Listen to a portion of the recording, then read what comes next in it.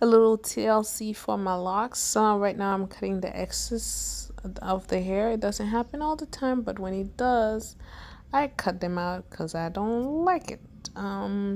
So that's how much hair that came out.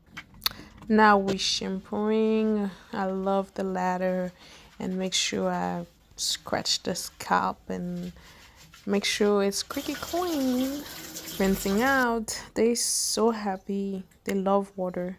Anyway, so now it's time to moisturize.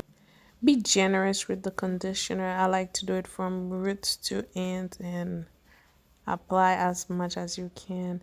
Now I'm using castor oil on the ends to seal the moisture.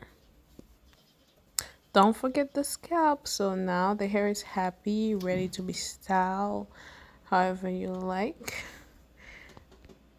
I'm loving the volume. I'm loving the length. I'm in love. I'm obsessed and I don't feel guilty about it.